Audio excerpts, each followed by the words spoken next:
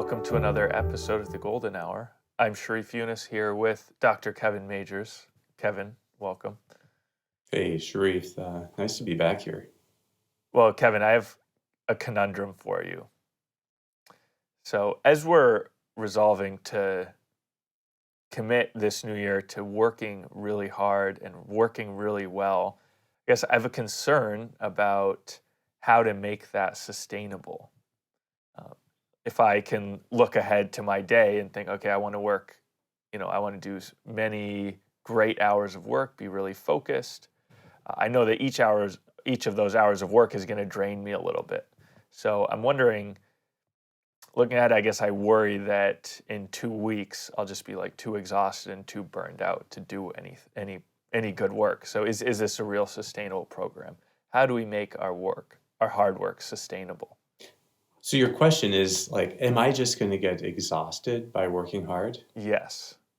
Because that would make working hard then seem like a bad thing. That's exactly right. And so that would kind of make half working, like mixing work with a bunch of other stuff, like so equal parts distraction and rest and recreation, and then work. That would make that seem like a better alternative, I guess, right? It definitely feels easier in the moment. Yeah, so I think it's a potential kind of thing that could kind of turn people off to the idea of optimal work. It's like, well, that just sounds like exhausting work. So, but it's in a way similar. You could think of, the analogy that we use a lot is with exercise. So, should people, do they get more energy and do they get more energized by avoiding all exercise? Like never run, just walk. Like walk only if you need to. No. That'd be a problem. That Right? would be a problem. Exactly, yeah. You'd get out of shape, and then even smaller things would make you more tired. Exactly. And then you would be less and less able to run. Yeah. So like you're saying, you get out of shape. So I think that's one of the problems here with if people are so used to a day that's just all mixed work and rest. And that actually is more exhausting, I think. But when people have more intense work and then also more intense rest, then they're actually able to keep up stamina all day long. That's a phrase I've never heard before, intense rest. But yes, I digress. You were saying. It comes from Andrew Huberman. So he's a Stanford neuroscientist. And so I was thinking that if we're talking about this issue of like work and rest, his research at Stanford, and he's widely available on. He's been doing a lot of podcasts lately and being a guest on things. His Rich Roll interview is very good. But Huberman is a big proponent of this idea of intense work, intense rest, because it's the alternating of work and rest that's necessary for deep learning in the brain. And then that's like a whole neuroscience argument about what takes place when you're intensely working, especially if you're learning while working, and then how that needs to be consolidated by alternating with periods of rest, which in one sense is deep sleep. But it also takes place anytime you're not working with a very tight focus, or anytime rather you're not working, you're not getting things done, and you're letting the focus, your visual focus, actually relax and widen. That's where this consolidating of gains occurs. So there is interesting thing that now there's more science supporting this idea that's even in the inventory that we have of, my day is a series of alternating series of sprints and breaks. So you have intense work and then a full break, and then intense work and a full break. One of our ideas is that flow is something that you can sustain over the course of the day. And one way to do that is by sequentially unitasking. So focusing your attention on one thing at a time. And I think before I would have thought a break, well, you don't want to just scatter your attention. A break can be focused on one thing, like talking with one person or listening to one piece of music or something like that. so that during the breaks, you're still maintaining sequential unitasking. Is there any benefit during the breaks to just letting your mind wander and not necessarily holding yourself to focus and unitasking? I think yeah. I think that precisely in breaks, you do not want to be sequential unitasking. So in breaks, you don't want to be tasking at all, because tasking is tasking for your task attention. So there's a mode of attention you have called task attention. Task attention is what you're using when you're intensely engaging work. And that is associated with a very tight focus of your attention. It's what Huberman calls soda straw focus. It's like taking in things with a soda straw. There's like a very intense, small aperture or opening, and then you're just taking everything in through that. You can that's what you're doing when you're reading. It's like drawing a soda straw across each line as you're taking it in. And it actually goes both ways, because when you're writing, it's the same. So like things are moving through this very tight, narrow focus, which is what task attention does. And that's what intensity is being able to maintain that. But when you're working with intense focus, you have three things. You have the goal that you're working on. What's the future state that you want to attain? You have the steps that you're trying to take to attain it. And then you have the time you're attaining it in. And in neuroscience, that's called, it's the triad that's called duration, path, outcome. So anytime you're doing tasks, your brain is calculating duration, path, outcome, just to see, okay, where am I trying to get? What are the steps to get there? And what's the time frame? So interesting. It's no coincidence that those are exactly what goes into a golden hour. So every time we do a golden hour, what you're doing is specifying what is the goal, which is both the outcome and the purpose. What are the steps that you're going to be doing? And then what's the time by which you want to get done? Like what's the end of the golden hour? And we give a lot of importance to having a clear end time. But is so that your brain is figuring out what to do with this work. Okay, you're in a kind of state of analyzing duration, path, outcome with this tight soda straw focus. That's what always is happening when we're working very well. But that's what we want to that's what intense work looks like. With intense rest, it's completely the opposite. There's no duration, path, outcome, and there's no tight focus. It's a wide angle of focus now, taking everything in. And so you have to turn off duration, path, outcome analysis taking place in your brain. And I think there's like three things then that we take away from that. And the first is that when we're on breaks, we don't want to get things done. And sometimes I think this is interesting, like people will be wanting to make good use of small blocks of time, right? But breaks are not those small blocks of time. So breaks are meant to be breaks. And as intensely as you're focusing in work, so you want to, in the opposite way, intensely rest in breaks. So it's not like what often people will ask, like, so what should I do during the break? But breaks really aren't about doing. I think breaks are for being and for kind of turning things off completely. And so not just getting a bunch of things done. So you had 3 points. Can you remind me what the first one was? So the first one is don't try to get things done. No doing, being. Yes, and I haven't gotten to 2 and 3 yet. Okay, so, okay. So quick question. Turn off duration, path, outcome, but you're still timing your breaks, right? I think more or less, yes.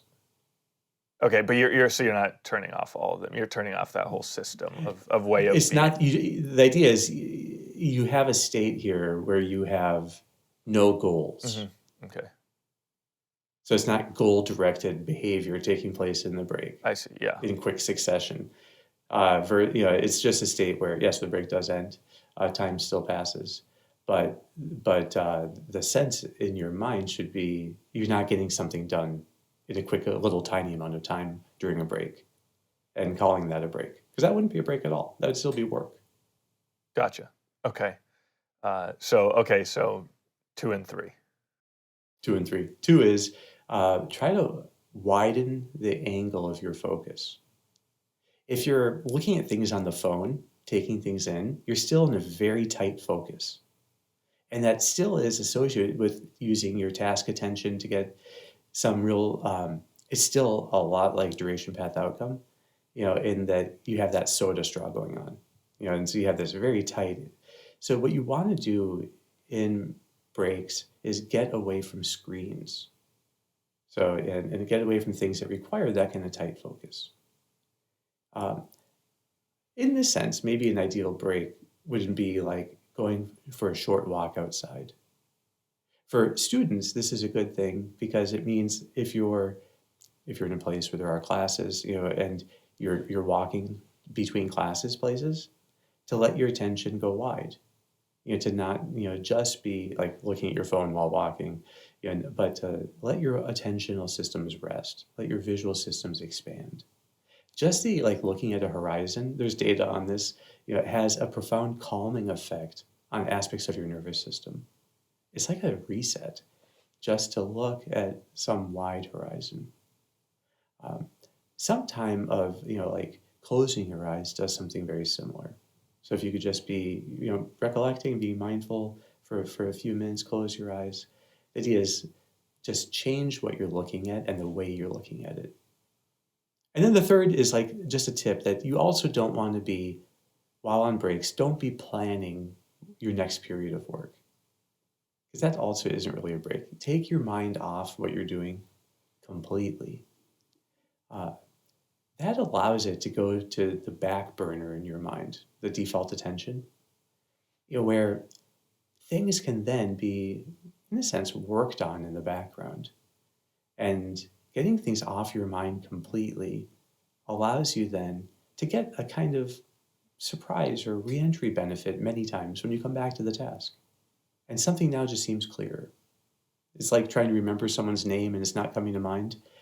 Just put that need on the shelf, wait, and then voila, after some time it just pops into your mind.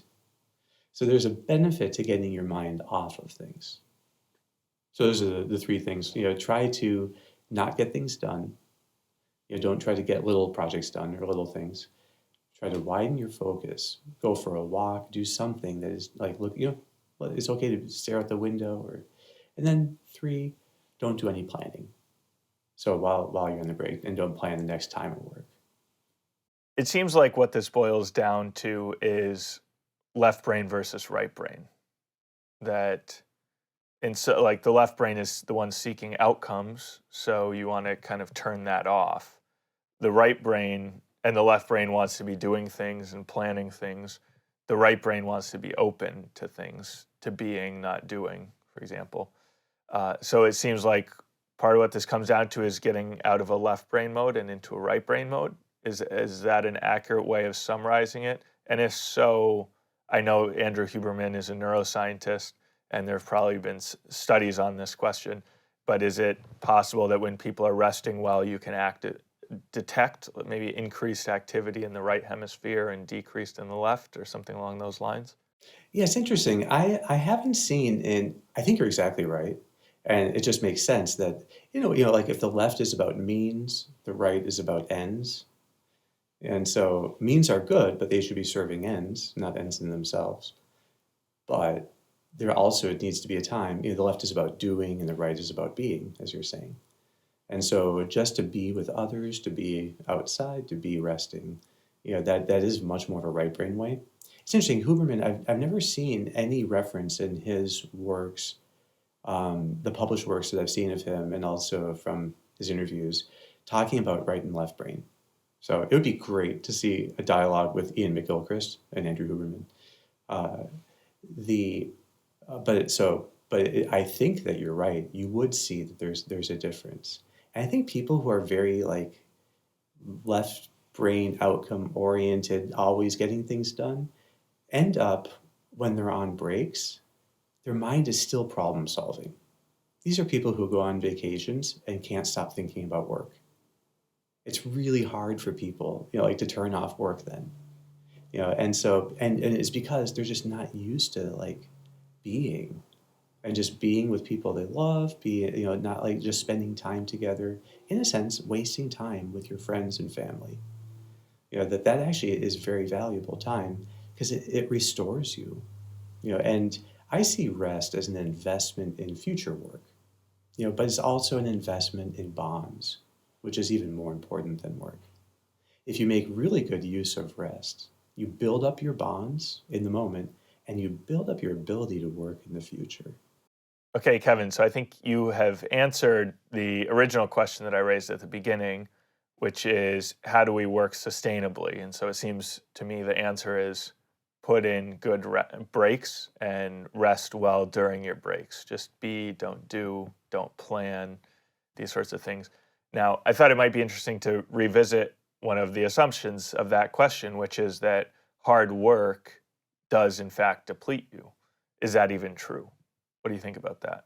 So, yeah, and I think it's instead of seeing work, I'm glad you come back to that. Instead of seeing work as draining, in fact, intense work that is meaningful to you is energizing. So having like goals that are motivating you.